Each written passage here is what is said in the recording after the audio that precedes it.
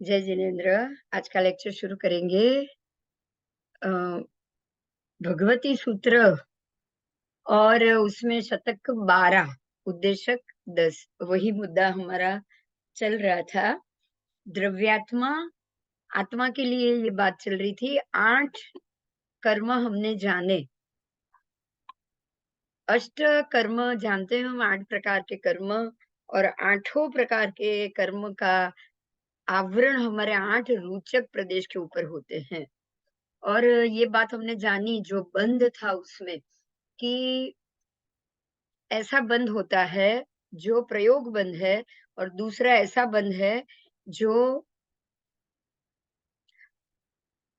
कर्म द्वारा होता है और कर्म बिना होता है, अपने आप साहजिक जिसको कहा जाता है। और कुछ आत्मा ऐसे होते हैं जो प्रयोग बंद नहीं कर सकते, प्रयोग बंद करना उनके बस में होता ही नहीं है।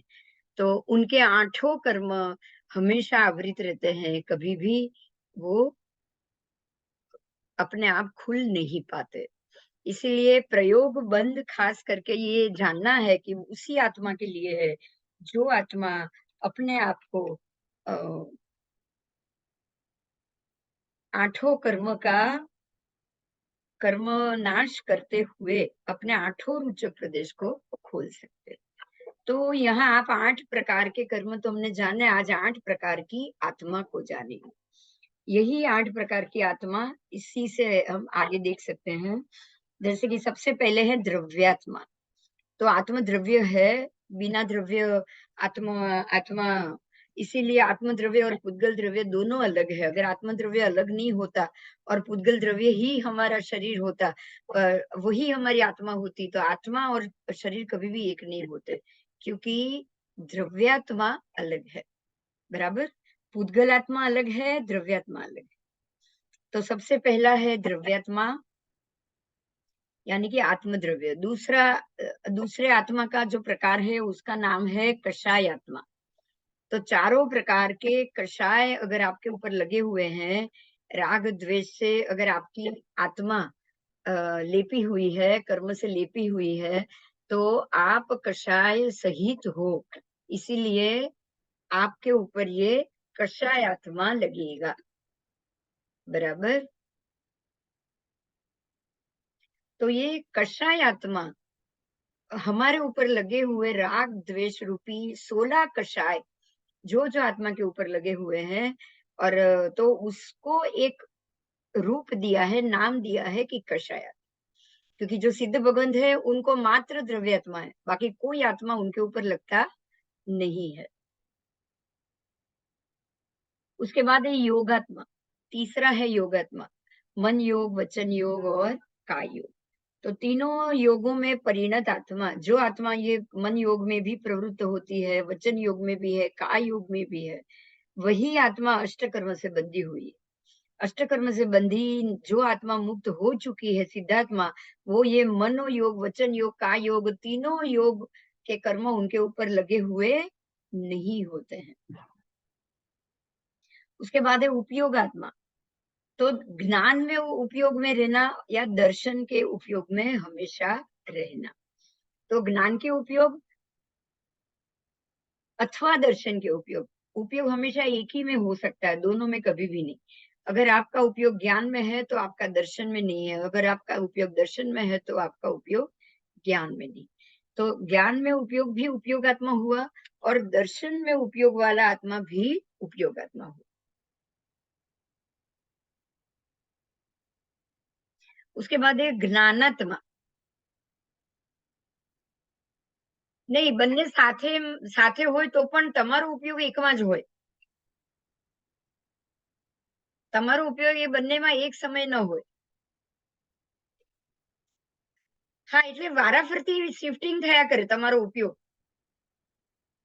જ્યારે જ્ઞાનમાં હોય તો દર્શનમાં ના હોય, ને દર્શનમાં હોય ત્યારે જ્ઞાનમાં ના હોય. હા, બરાબર. હવે હવે એના પછી જ્ઞાનયુક્ત આત્મા. હવે જ્ઞાનયુક્ત આત્મા એટલે કે જ્ઞાનાત્મા. જ્યારે તમારો ઉપયોગ જ્ઞાનની અંદર છે અને આત્માની અંદર જ્ઞાનનો ઉઘાડ થઈ ગયો છે, તો જ્ઞાનાવરણના ક્ષય થઈ ગયા. તો જ્ઞાનાત્મા કહેવાશે. એટલે જ્ઞાનાવરણનો ક્ષય થઈ જાય અથવા દર્શનાવરણનો ક્ષય થઈ જાય તો એનો અર્થ એ નથી ને કે તમારે ઘાતી કર્મ ચારેયના ક્ષય થયા, બરાબર? હા, એટલે જ્ઞાનાત્માને પણ અલગ કીધો, દર્શનાત્માને પણ અલગ કીધો. સમજાયું? પાંચમો ભેદ છે જ્ઞાનાત્મા અને છઠ્ઠો ભેદ છે દર્શનાત્મા. કારણ કે ઉપયોગ અલગ અલગ હોય છે. ઉપયોગ આવ્યા પછી તમારી અંદરથી જ્ઞાનનો આવરણ હટી જવું એ પણ પોસિબલ છે, અને ઉપયોગ આવ્યા પછી તમારી અંદરથી દર્શનનું આવરણ હટી જવું એ પણ પોસિબલ છે. એટલે બેમાંથી એક એક જ હટી શકે એ પણ જરૂરી છે. બંને જ હટી જાય એ પણ સારું, પણ તમારો ઉપયોગ તો બેમાંથી એકમાં જ હશે ને. એટલે જ્ઞાનાત્મા પણ અલગ જ્ઞાનયુક્ત આત્મા અને દર્શનાત્મા પણ અલગ દર્શનયુક્ત આત્મા, કેમ કે જ્ઞાનાવરણ પણ જુદું છે ને દર્શનાવરણ પણ જુદું છે, રાઈટ? જ્ઞાનાવરણ જેને જેને આત્માને લાગ્યું છે એ જ્ઞાનાત્મા વગરનો થયો, એનો હજી જ્ઞાનાત્મા દબાયેલો છે, અને દર્શનાવરણ હજી જેને લાગેલું છે એ દર્શન દબાયેલું છે. પછી છે ચારિત્રાત્મા. ચારિત્રાત્મા એટલે ચારિત્ર સંપન્ન આત્મા. જો આત્માની અંદર ચારિત્ર છે અને આ ચારિત્રના પણ તમને ખબર છે, આપણે જે 25 ભેદ છે એ 16 કષાય 9 કષાય એટલા ભેદ મળી અને ચારિત્રના ભેદ થયા. તો એના વગરનો આત્મા પણ તો મહત્વનો ખરો ને. એના વગરનો આત્મા થવો કઈ નાની વાત નથી, બરાબર? તો ચારિત્ર શુદ્ધ થાય ક્યારે થાય? જ્યારે તમારા મોહનીય કર્મનો ક્ષય થાય ત્યારે. કારણ કે મોહનીના 29 ભેદમાં ચારિત્રના 25 ભેદ અંદર જ રહેલા છે. અને છેલ્લો છે આઠમો વીર્યાત્મા. वीर्यात्मा यानी कि वीर्य स्फुरण वालो आत्मा. હવે अगर आप ऐसे सोचोगे ना तो हमने आगे पढ़ लिया है, याद करो कि कुछ आत्मा ऐसे होते हैं जो जिनके अंदर 4 ही कर्म का क्षय होता है, बाकी के 4 का तो होता ही नहीं, बराबर?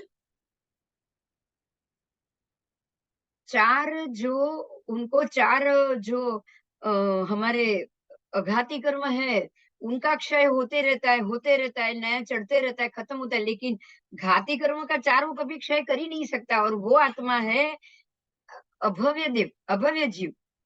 યાદ આવ્યું?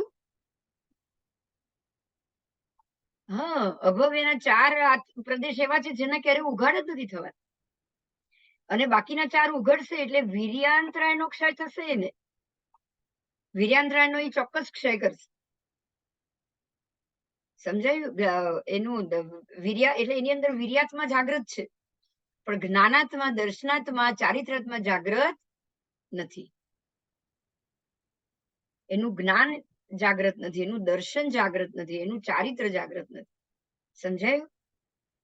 એટલે મોહનીય ક્ષયનો ક્ષય નથી, જ્ઞાનાવરણનો ક્ષય નથી, દર્શનાવરણનો ક્ષય નથી, અને મોહનીનો પણ ક્ષય નથી.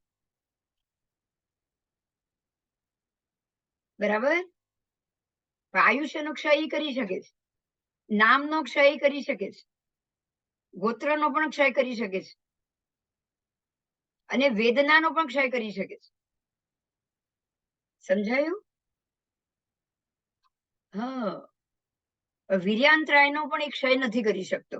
જો વીર્યાંતરાયનો ક્ષય થાય, કારણ કે વીર્યાંતરાય એ તમારા ઘાતી કર્મની અંદર છે.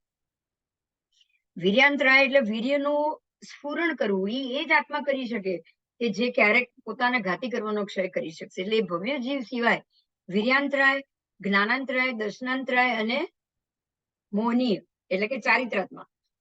એટલે તમારો જ્ઞાનાત્મા, દર્શનાત્મા, ચારિત્રાત્મા અને વીર્યાત્મા, આ 4 આત્મા એવા છે જે માત્ર 4 જાગૃત થાય તો જ ઘાતી કર્મનો ક્ષય થાય, તો જ એ જીવ ભવ્ય બને, બાકી નહીં. समझाई गई? હવે 8 कर्मों को आप आठों ज्ञानात्मा से जोड़ रहे हो, आपके ज्ञान आत्मा के 8 प्रदेशों से उसको जोड़ रहे हो. समझ में आया? वितस्थापन याद આવ્યું? વિતસ્ત્રા પ્રયોગ બંધ અને વિતસ્રા બંધ याद આવ્યો? आगे किया था वो प्रयोग बंद, यानी कि मैं खुद वीर्यांतराय वीर्य को बढ़ाऊं, वीर्य की स्फुरण करूं और ज्ञान भी बढ़ाऊं, दर्शन भी बढ़ाऊं, सम्यक दर्शन में आऊं, मतलब वीर्य ही लाएगा आपको। तो आपका ज्ञानात्मा, दर्शनात्मा, चारित्रात्मा और वीर्यात्मा, ये चार मिलकर ही आप प्रयोग बंद कर पाओगे। प्रयोग यानी कि कर्म करना, मोक्ष के लिए कर्म करना। तो वो कब कर पाओगे? विसस्रा बंध है, अलग है। विसस्रा बंध वो है कि जो कुदरत से कुदरती बंधा हुआ है। तो कुदरत ने ही ये चार कर्मों को बांध दिया हो या आठों कर्म को आपसे बांध दिया हो, आपके आठों प्रदेश को ढक दिया हो और कभी भी उसको आप खोल ना पाओ, वो हुआ विसस्रा बंध। और कभी चार ही कर्म उसमें हो सकते हैं, चार ही प्रदेश खुले हो, चार ही प्रदेश आपके बंद पड़े हो, तो वो भी हुआ वितस्रा बंध, क्योंकि ये स्वाभाविक बंध है। तो जीव में स्वभाव रूप से ही वो शक्ति ही नहीं है, अभवी जीव है, स्वभाव से वो शक्ति ही नहीं है कि ये चार प्रदेशों को वो खोल पाए। कौन से चार आत्मा को खोल पाए? वो ज्ञानात्मा, दर्शनात्मा, चारित्रात्मा और वीर्यात्मा। खबर पड़ी હવે? क्लियर થયું?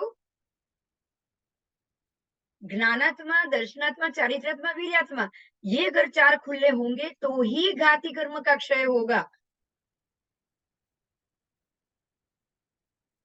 आत्मा के 8 प्रदेश, तो आत्मा के 8 भेद हुए कि नहीं बताओ? आत्मा के ही 8 प्रदेश, तो 8 भेद भी आत्मा के ही होंगे। तो ये जो चार भेद है, ज्ञानात्मा, दर्शनात्मा, चारित्रात्मा और वीर्यात्मा, ये चार उसके आत्मा के वो चार भेद है जिन्होंने घाती कर्म का क्षय करना है। और ये चार खुले होंगे तो ही हो पाएगा। और चार खुले होंगे, जिनके ये चार खुले होंगे, चार ही खुले होंगे, पर ये चार नहीं खुले होंगे। अगर किसी के खुले होंगे ना तो भी ये चार नहीं खुले, अगर चार ही खुले होंगे तो ये चार बिल्कुल नहीं खुले। ये चार खुल गए तो आठों खुल सकते हैं, बराबर। तो वो भव्य जीव ही है जिनके ये चार खुले। अभव्य जीव को ये चार कभी नहीं खुलने वाले, उसको ज्ञान सम्यक कभी नहीं आएगा, उसको सम्यक दर्शन यानी श्रद्धा कभी नहीं आएगी। तो उसका ना ज्ञानात्मा खुलेगा, ना दर्शनात्मा खुलेगा और ना ही चारित्रात्मा, क्योंकि मिथ्यात्व तो अंदर मौजूद ही है। तो जो मोहनीय के जो दूसरे जो मेन दो भेद है, चारित्र मोहनीय और मिथ्यात्व मोहनी, ये तो दो उसके हमेशा खड़े रहेंगे। खड़े रहेंगे कि नहीं बोलो? हमेशा खड़े रहेंगे। और ये दूर करने की ताकत नहीं है, इसलिए वीर्यात्मा भी नहीं है उसमें, वो भी ढका हुआ पड़ा है। तो जिनके ये चार दबे हुए पड़े हैं, बाकी के चार खुले हैं, वो अभव्य जीव है, बराबर। ज्ञानावणी, दर्शनावणी, मोहनी और वीर्यांतराय, अंतराय। ज्ञानावरण, दर्शनावरण, मोहनी और अंतराय, ये चार ऐसा कर्म है जो घाती कर्म है और उसको ये अभवी जीव खोल ही नहीं पाएगा, क्योंकि उसका दर्शनात्मा, ज्ञानात्मा, चारित्रात्मा और वीर्यात्मा, ये चारों बंद पड़े हुए, बराबर। और जिनके आठों के आठों बंद पड़े हुए, जिनके ये आठों बंद, जिसका द्रव्यात्मा भी बंद पड़ा हुआ है, तभी वो खाली द्रव्यात्मा नहीं बन पाएगा, राइट। द्रव्यात्मा दबा हुआ होगा, कभी नहीं खुलेगा, तो सिद्ध कैसे बनोगे बताओ? बनोगे? नहीं बन पाओ। द्रव्यात्मा एक नाम कर्म है, आप कभी ले ही नहीं पाओगे। कषाय आत्मा, वो भी नहीं मिलेगा। वो भी है, आठों कर्म जब के दबे हुए हैं तो कषाय आत्मा भी मौजूद ही है, बराबर। और योगात्मा तो मन वचन का है कि योग उसके खुले रहेंगे कि नहीं? हमेशा बोलो, हमेशा खुले रहेंगे, क्योंकि उसका मोक्ष कभी होना ही नहीं है। और ज्ञानात्मा, उपयोगात्मा, उपयोग भी हमेशा रहेगा उसका, उपयोग कभी भी बंद होगा उसका? सोचो, सिद्ध भगवान बनोगे तो उपयोग बंद होगा, संसार में ही रहोगे तो उपयोग कहीं से भी बंद नहीं होगा। आपको ये 8 आत्मा से अपने 8 कर्म को जोड़ना है। आपके 8 कर्म ही आपके आत्मा के 8 प्रकार हुए। समझ में आ गया? हाँ, आत्मा स्वयं ज्ञान स्वरूप है, क्योंकि ज्ञान ही आत्मा का स्वभाव। बराबर? ज्ञान ही आत्मा का स्वभाव है। तो आत्मा को आप ज्ञान से कभी अलग कर पाओगे? बोलो। आप कभी नहीं कर पाओगे। ठीक है, तो स्वयं ज्ञान स्वरूप हो गया ना आत्मा। हो गया। अगर सम्यक ज्ञान खुल पाए ऐसा हो तो सम्यक ज्ञान स्वरूप हो जाओगे, और मिथ्या ज्ञान खुला ही हो तो मिथ्या ज्ञान स्वरूप हो, मिथ्यात्वी आत्मा होगा।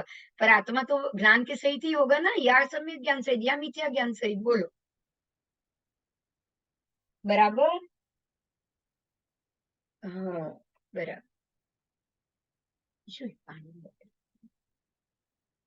ને કેટલા વાગે આવવાની? ઓકે. संकीर्ति का आत्मा बोध ज्ञान, सम्यक बोध और सम्यक ज्ञान, और मिथ्यात्वी का आत्मा अबोध और अज्ञान। देखो वही बात हुई ना, तो ज्ञान स्वरूप तो आत्मा हो ही गया, या तो मिथ्या ज्ञान स्वरूप या तो सम्यक ज्ञान स्वरूप। बराबर? हाँ, 1 मिनिट। हाँ, जरा। हेलो। हाँ, बोलो सर। हाँ,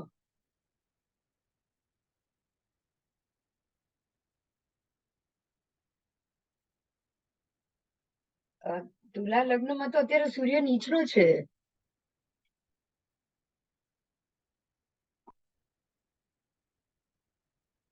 કયું?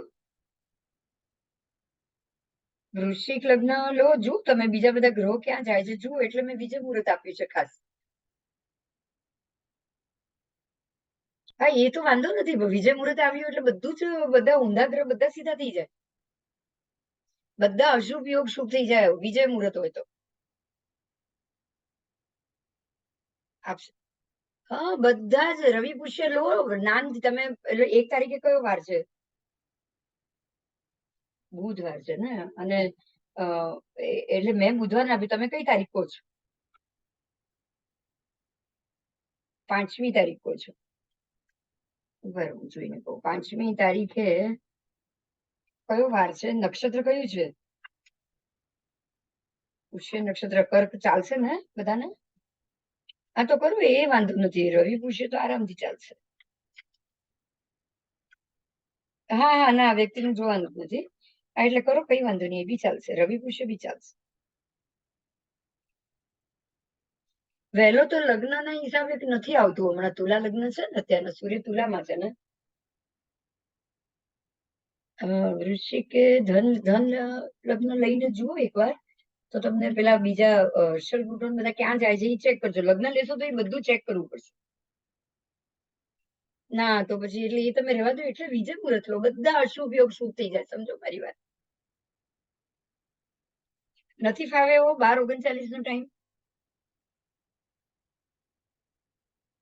અને ક્યાં તો સવારના 6 થી 6:10 લઈ લો ગોધુલી ટાઈમ, જો એ ન ફાવે મોડું હોય તો. કારણ કે બધા યોગ શુભ થઈ જાય એવો ટાઈમ લો એમ. કારણ કે આમાં તમને લગ્નમાં તો નથી જ મળવાનું બધું. ના, લગ્ન બળ તો નથી જ મળવાનું. સૂર્ય નીચનો છે ને, એટલા માટે, બીજું કઈ નથી.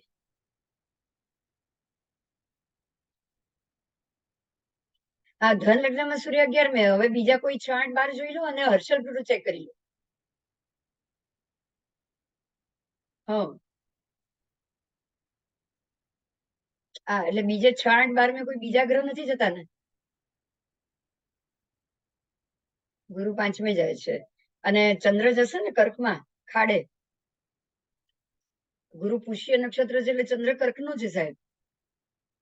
હા, એટલે પાછું એટલે કંઈક તો જશે જ એમ. મને એવો ખ્યાલ છે કે કંઈક તો જશે. અને હવે મકર લગ્ન લેશો તો પ્લુટો લગ્નમાં આવશે પાછો.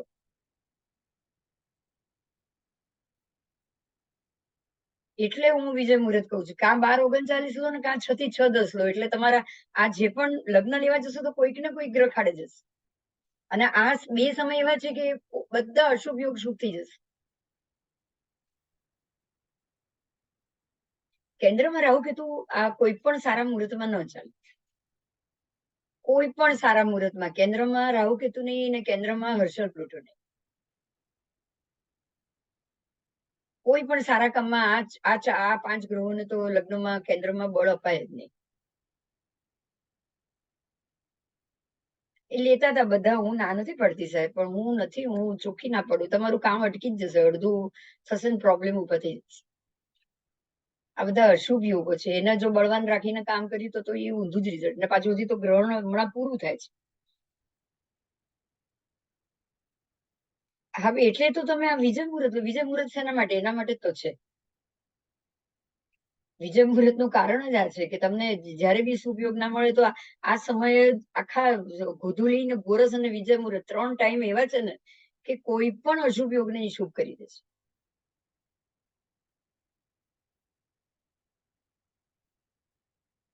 એટલે ટાઈમ માટે તો લગ્ન બળ ના મળે તો આ જ લેવાનું સૌથી સારું. હવે લગ્ન બળમાં જો તમે ધન લગ્ન લેશો ને તો તમારો જે ગુરુ પુષ્યનો જે યોગ છે ને, પુષ્ય નક્ષત્રનું જે પોઝિટિવ છે ને એ નેગેટિવ, કારણ કે આઠમે જતો રહ્યો ચંદ્ર, અને પુષ્યમાં ચંદ્ર જ છે પાછો, બરાબર? એટલે પુષ્ય નક્ષત્ર પોતે જ આઠમે બેસી ગયું લગ્નમાં. હા, ધન લગ્ન તો નહીં જ ચાલે. વૃશ્ચિક એકવાર ચાલી જાય તો ચંદ્ર બહાર આવી જશે તો ખાડે સૂર્ય જતો રહેશે. સૂર્ય ચાલશે એકવાર, નીચનો છે એટલે ચાલશે. નીચનો છે એટલે ચાલશે, પણ એની સાથે બીજા કોઈ બુધ બેઠો હશે ને પાછો. હા, મંગળ બુધ, એટલે એ પાછા બે ખાડે જશે. એના કરતા બેટર બુધ બહુ સારું, વિજય મુહૂર્ત બેસ્ટ છે. હા, કાં ગોધુલી 6 થી 6:20 સુધી ચાલશે સવારમાં. એક્ઝેક્ટ 6 વાગે બેસ્ટ ટાઈમ હોય. અને હોરા બી મળે, બધું જ મળે એમાં તો. રવિની હોરા બી મળશે, અને પુષ્યની દ્રષ્ટિએ પણ સારું, કારણ કે નક્ષત્ર બહાર હશે. તમે જુઓ, ધન લગ્ન નથી ત્યારે. હા, ત્યારે તુલા લગ્ન જ હશે, એટલે કેન્દ્રમાં આવી જશે તમારું. રવિ પુષ્ય પણ કેન્દ્રમાં આવી જશે, બંને કેન્દ્રમાં. સૂર્ય બી કેન્દ્રમાં, ચંદ્ર બી કેન્દ્રમાં, એકદમ બેસ્ટ થઈ જશે.